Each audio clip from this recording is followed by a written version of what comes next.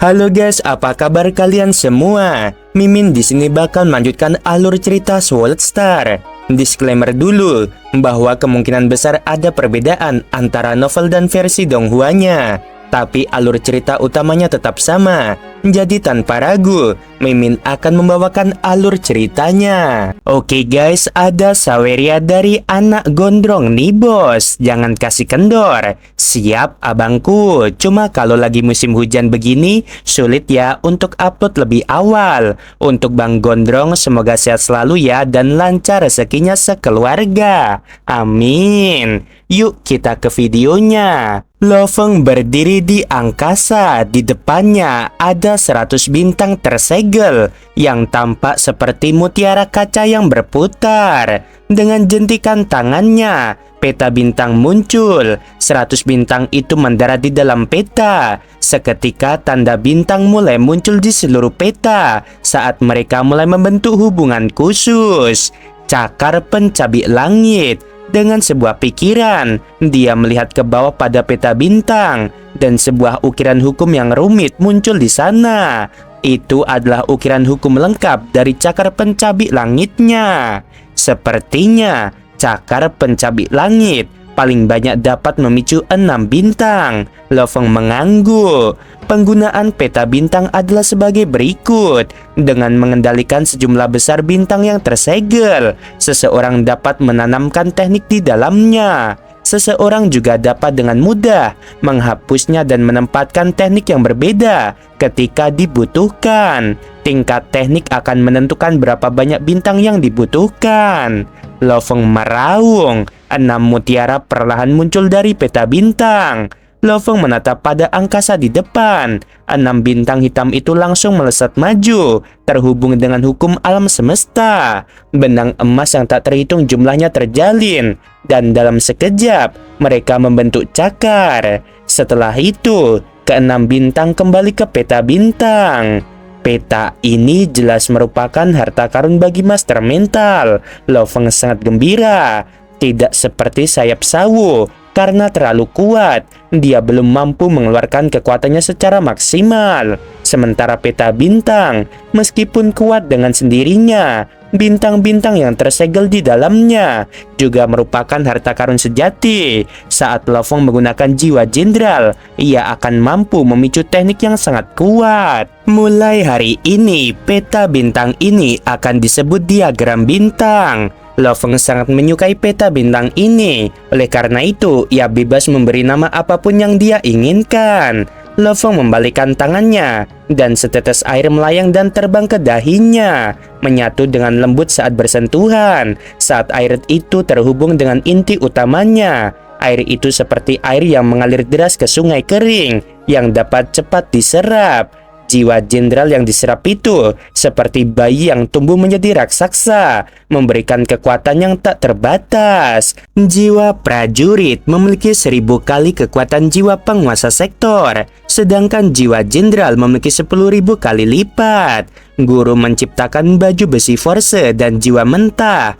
Meskipun keduanya menargetkan aspek yang berbeda, persyaratan dan kekuatannya cukup mirip. Karena yang satu untuk tubuh, sedangkan yang lain untuk jiwa. Energi roh Lo Feng saat ini luar biasa kuat, memiliki 10.000 kali energi roh penguasa sektor dengan jiwa jenderal. Ini mirip dengan kaisar tingkat rendah, dan kendalinya atas kemauan dan kesadarannya. Dia dapat melepaskan kekuatan yang mirip dengan kaisar puncak. Siluet menara yang kabur mulai menelan dewa binatang kecil yang terbentuk dari inti utamanya. Siluet ini terbentuk dari mutiara menara, perlahan-lahan diserap dan menghilang.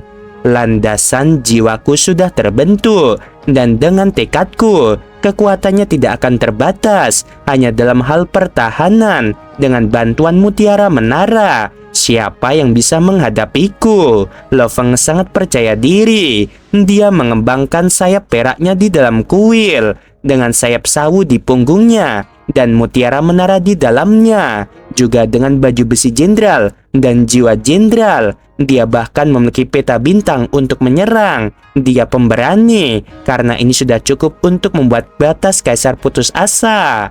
melawan makhluk yang begitu menakutkan. Siapa yang berani menyinggung perasaannya?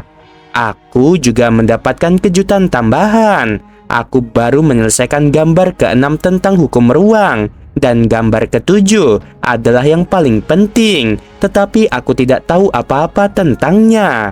Namun tubuh Musa menggunakan kristal kehidupan dan koneksi khususnya dengan alam semesta sekarang dapat menggunakan teleportasi. Sekarang aku bisa melakukannya sendiri. Meskipun aku memiliki kaisar panah berat sebagai budak selama masa kritis pertempuran, musuh secara alami akan menghadapi kita secara terpisah. Kaisar panah berat tidak akan bisa selalu berada di sisiku. Jika aku perlu melarikan diri, cara tercepat adalah dengan menteleportasikan diriku. Dia sudah membayangkannya. Jika tubuh buminya sedang bertarung, dia bisa membiarkan tubuh Musa menjadi sepotong logam dan muncul di dalam otot-ototnya. Tubuh Musa dapat menggunakan teleportasi dan dia dapat melarikan diri. Tubuh Musa dan tubuh bumi sama-sama berbagi inti utama yang sama, agar tubuh Musa muncul dari dalam dunia internalnya. Ini adalah sesuatu yang tidak dapat dihentikan oleh siapapun, tidak seperti cincin dunia yang membutuhkan energi dunia untuk membimbing. 6.000 tahun, kemajuannya memang sebuah lompatan. Kehadiran dewa binatangnya telah mencapai level ke-20, 7 wujud Nansen sudah mencapai level kedua, dan tubuh Musanya dapat berteleportasi. Tekadnya sekarang setidaknya ribuan kali lebih kuat dari sebelumnya. Dan gurunya telah meninggalkan 2 harta karun yang akan membuat banyak kesatria menjadi gila. Secara keseluruhan, dia sekarang memiliki 3 harta karun bersama dengan jiwa jenderal dan baju sirahnya yang istimewa. Banyak cara yang bisa kulakukan, bahkan melawan Kaisar Seven Blade atau Lightfall atau Dalong. Aku tidak perlu takut. Lo Feng sangat percaya diri. Saatnya mengunjungi keluargaku. Tatapan mata Lo Feng sebelumnya tajam dan kuat saat dia memikirkan keluarganya. Tatapannya melunak. Di dalam semesta virtual, di dalam villa Lo Feng baru saja menyambung dan menyadari dia punya setumpuk surat. Dia tertegun, lalu mengetuk pelan di udara saat halaman-halamannya muncul dan dia pun membaca. Sekelebat pesan benar-benar mengejutkan Lo Feng. Selain guru, teman, dan keluarganya, ada teman-teman lain dari aliansi Hong. Beberapa mengundang Kaisar Sungai Pedang untuk menjelajahi wilayah bersama mereka. Beberapa ingin menjual beberapa barang kepadanya, sementara beberapa meminta bantuan. Shushin, ia menatap surat-surat yang samar darinya. Semua ini dikirim ketika ia memulai warisan hidup dan matinya yang ke-6.000 tahun.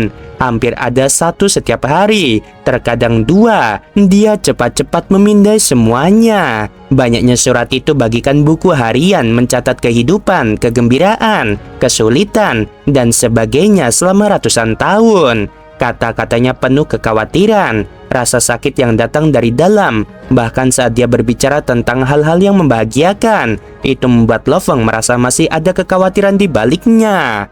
Surat-surat pada waktu itu memang penuh dengan masalah. Lo Feng merasakan kepahitan di dalam hatinya.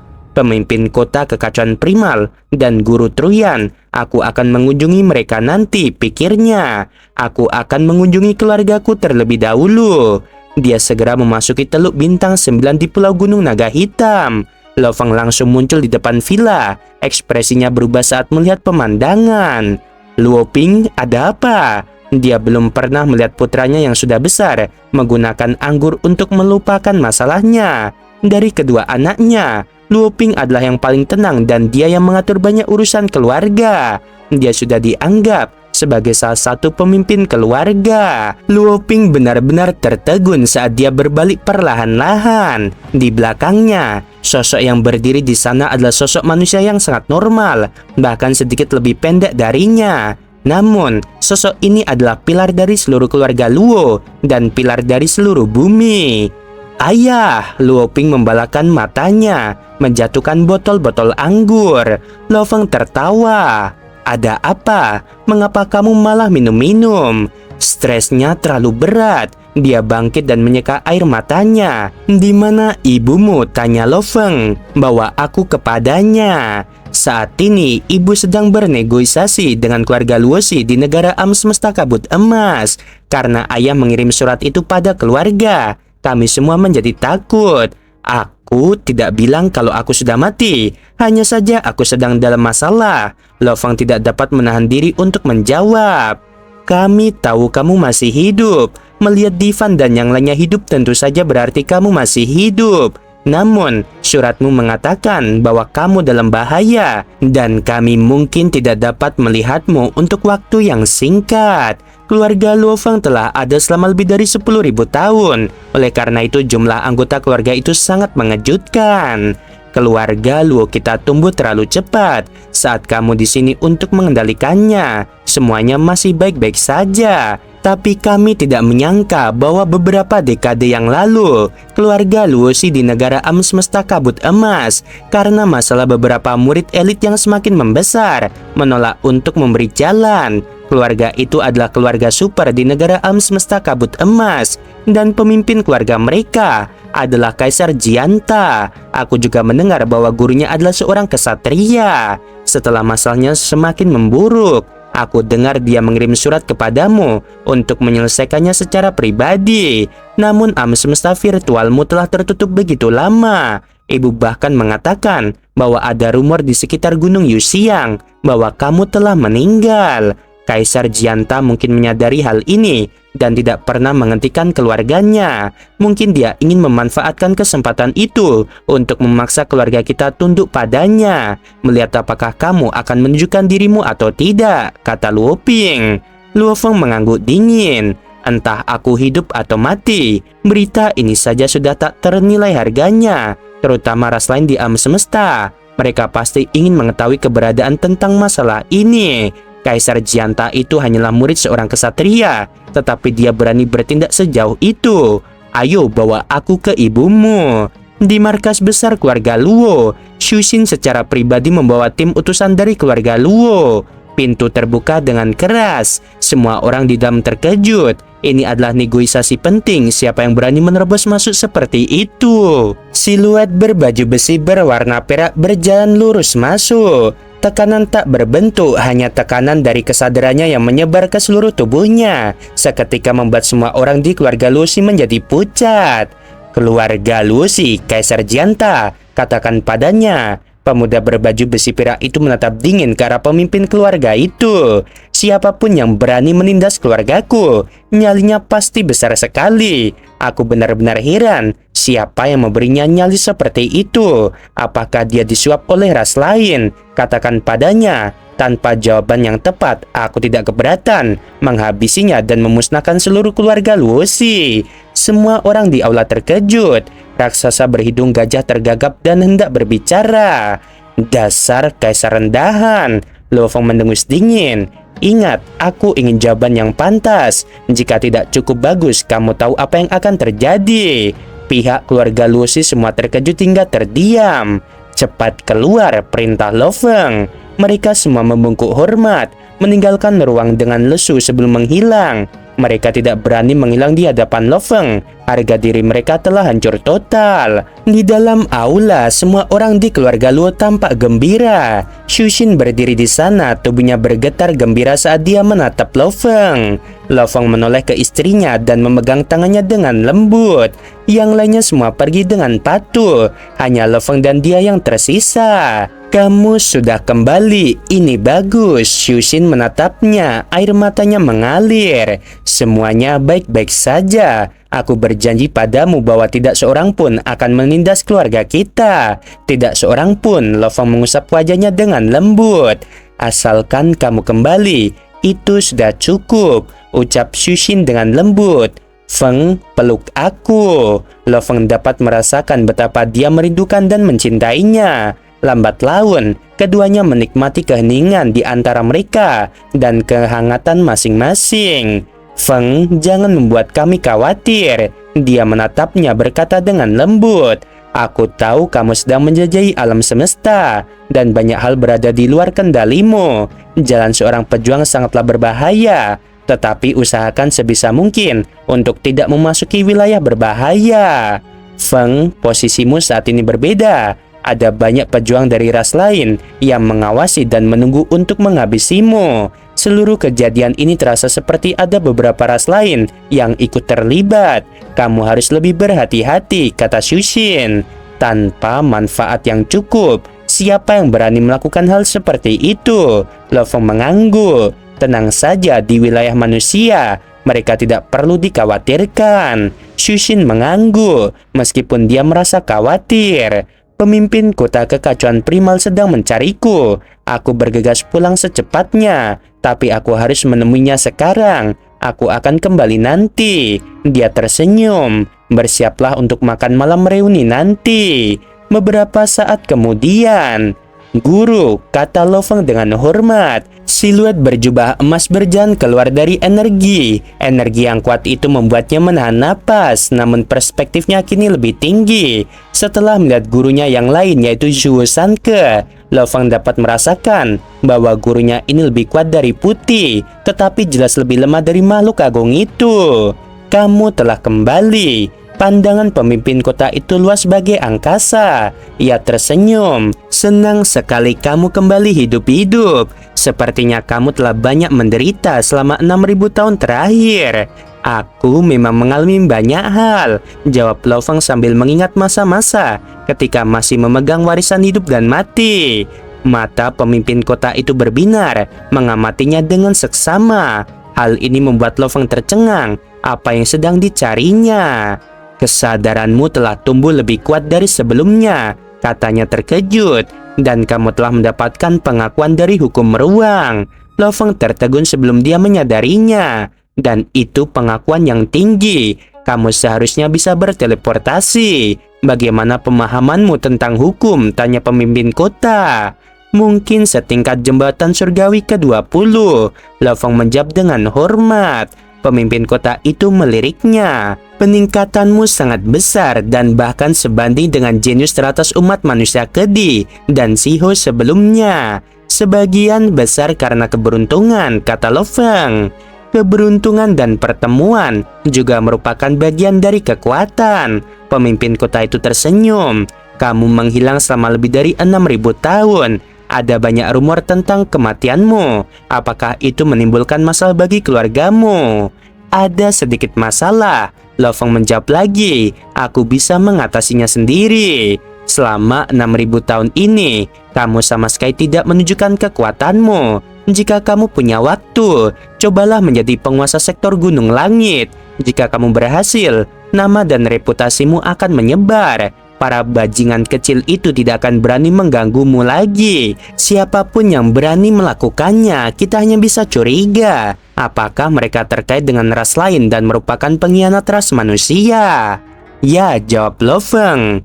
Kamu harus mengetahui kapan harus menahan diri, itu penting. Dan begitu pula mengetahui kapan harus menunjukkan kekuatanmu, kata pemimpin kota. Seperti identitas Kaisar Sungai Pedang milikmu, kamu harus memisahkannya dari identitas Lo Feng milikmu.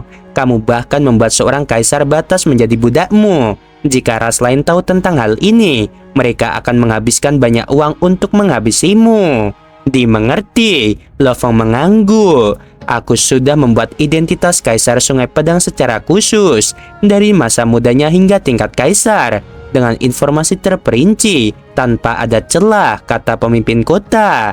Dan saat kamu melewati Gunung Langit penguasa sektor, aku akan mengatur agar aliansi Hong menyambutmu. Kemudian, kamu akan bergabung sebagai Lo Feng juga. Maka kamu akan memiliki 2 identitas. Terima kasih guru, jawab Lo Feng. Jika kamu tidak keberatan, aku bertanya, bagaimana kamu bisa menggunakan baju besi Yansen? Dan bagaimana kamu bisa menghabisi para kaisar itu dengan mudah?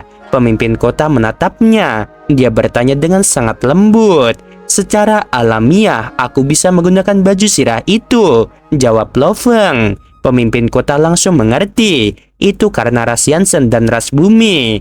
Untuk menghabisi kaisar, aku mengandalkan baju sirah, sayap sawu dan racun Feimo, jawabnya dengan hormat. Ketika pertama kali melangkah ke medan perang di wilayah luar, aku menggunakan baju sirah prajurit. Kemudian, seiring bertambahnya kekuatan, aku mulai menggunakan baju sirah jenderal, kata Le Feng dengan hormat. Sebenarnya, pemimpin kota dapat melihat dengan jelas melalui sistem militer bahwa ia mulai dengan baju sirah hitam dan kemudian beralih ke baju sirah perak. Adapun untuk bisa memicu kekuatan baju besi jenderal, itu karena di benua Yanji, aku berhasil menyerap 10 kristal sungai darah dan menjadi prajurit hitam. Le Feng berkata dengan hormat.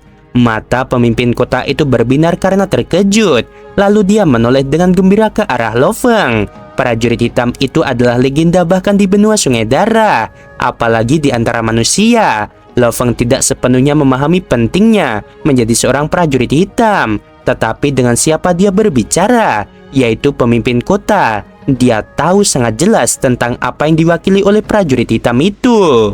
Bagus, bagus, bagus. Dia mengucapkan 3 kata. Sikapnya terhadap Le Feng jelas meningkat. Semakin kuat Le Feng, semakin pemimpin kota kekacauan primal secara alami menyukai dirinya. Le Feng terkejut. Setelah begitu banyak pertemuan dengan pemimpin kota, dia sangat jelas tentang betapa ketat dan seriusnya dia, juga sangat jarang memuji. Le Feng, pemimpin kota itu tersenyum. Jangan sebarkan berita tentang menjadi prajurit hitam dulu. Sudah lama sekali manusia kita tidak memiliki prajurit hitam, pujinya. Bakatmu di jalur jiwa binatang sangat tinggi, dan kamu adalah prajurit hitam. Itu adalah kombinasi yang sangat sempurna. Karena pemahaman hukummu begitu tinggi sekarang, kamu seharusnya bisa menembus Undying kapan saja. Kapan kamu bersiap untuk melakukannya? Aku ingin menjelajahi daerah rahasia sebelum menerobosnya. Le Feng menjawab dengan hormat. Rencananya adalah mendapatkan papan logam ketiga terlebih dahulu. Adapun untuk menerobos, kehadiran dewa binatangnya telah mencapai level ke-20 jembatan surgawi. Pada level setinggi itu, selama dia ingin menerobos, dia bisa melakukannya dengan hukum emas. Kemudian dia langsung memahami hukum emas sepenuhnya. Dengan itu dia bisa menerobos. Meskipun binatang bertanduk emas biasanya merasa sangat sulit untuk menerobos, dengan pemahaman di level ke-20, tidak peduli seberapa sulitnya menerobos fondasi inti utama, itu masih mungkin. Satu-satunya masalah adalah beranikah dia, karena belum menemukan klon ketiganya. Saat dia berhasil menembus batas, dunia internalnya akan menjadi negara dewa dan tidak akan mungkin lagi menghasilkan klon ketiga. Pemimpin kota mengerutkan kening. Kedi telah jatuh di wilayah rahasia. Perang di wilayah luar berbahaya, tetapi masih terkendali. Namun bahaya di wilayah rahasia tidaklah demikian. Banyak wilayah yang cukup berbahaya, bahkan bagi para kesatria untuk meninggal. Seperti bagaimana si Ludo menghilang di dalam suatu wilayah rahasia.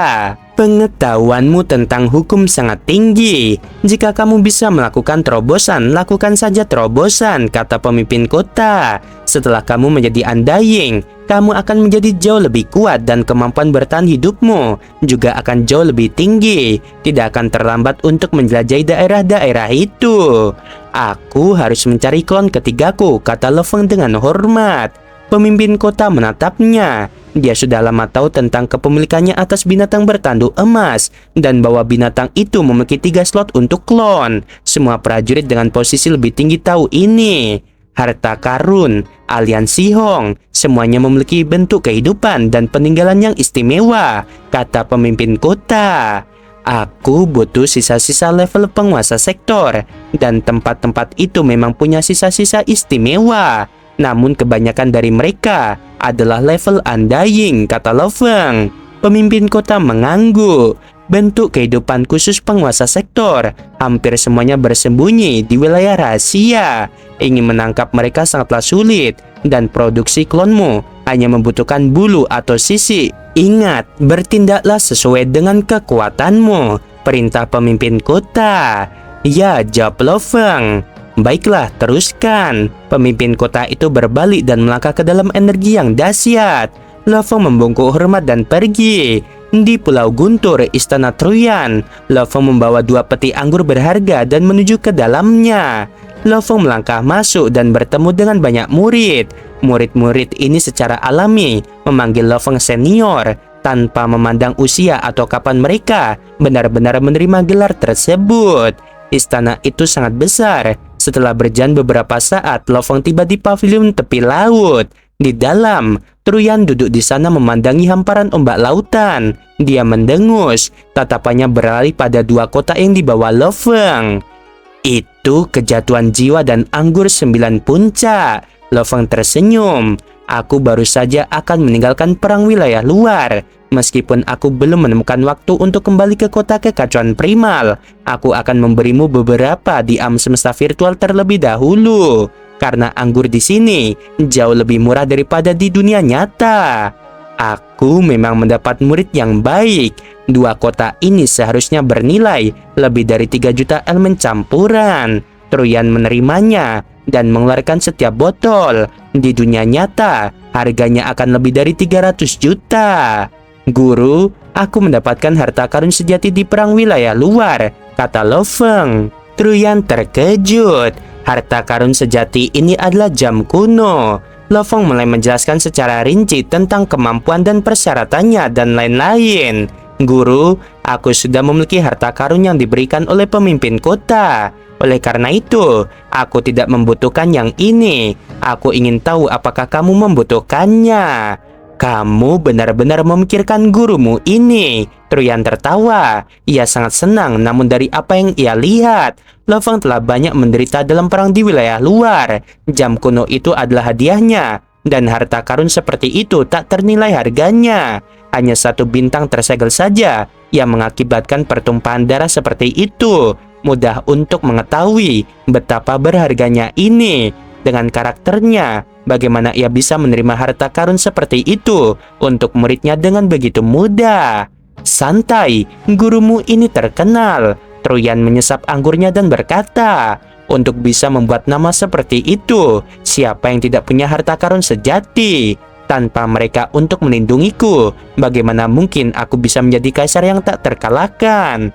Jam kuno ini tidak cocok dengan jalanku, tidak berguna bagiku. Dia menggelengkan kepalanya. Simpan saja untuk saat ini.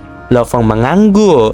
Meskipun dia menolak hadiah itu, senyumnya malah semakin lebar. Muridnya bersedia memberinya harta karun sejati, kecuali dia benar-benar menghormati gurunya. Bagaimana dia bisa melakukannya? Apakah kamu sudah pulang? Tanya Truyan. Ya, Lo Feng mengangguk. Bagaimana kabar keluargamu? Truyan tertawa. Shushin telah datang mencarinya sebelumnya dan dia segera pergi mencari pemimpin kota kekacauan primal. Mereka khawatir. Lo Feng menghela napas. Namun sekarang sudah tidak apa-apa. Ketika aku kembali, aku benar-benar mengetahui bahwa Kaisar Jianta dari keluarga Luosi sedang membuat masalah bagi keluargaku. Kaisar Jianta? Siapa dia? Truyan mengerutkan kening. Dia baru saja menjadi kaisar belum lama ini, jawab Lo Feng. Ah, aku ingat. Peruntungannya tidak buruk, dia berada di bawah kesatria Gulmis. Truyan menggelengkan kepalanya.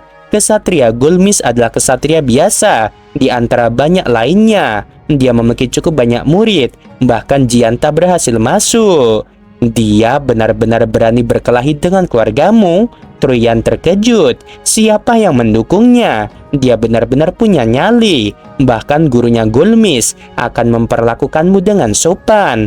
Dia tidak akan menyinggungmu. Bagaimanapun juga, kamu adalah murid dari pemimpin kota kekacauan primal. Bahkan jika pemimpin kota itu tidak muncul untukmu, hanya sekelompok seniormu saja, siapapun dari mereka akan mampu membuat Gulmis benar-benar ketakutan. Lo Feng menggelengkan kepalanya. Murid-murid pemimpin kota sebagian besar adalah para kesatria. Itu pasti karena aku menghilang dengan rumor tentang kematianmu dan sebagainya. Mata Truyan berbinar dengan ganas. Kamu harus memeriksanya dan menghukum mereka dengan berat. Di saat-saat seperti ini, kamu harus memberi contoh kepada orang lain. Oke guys, sebelum video berakhir, Min mau bilang sungguh membagongkan. Terima kasih.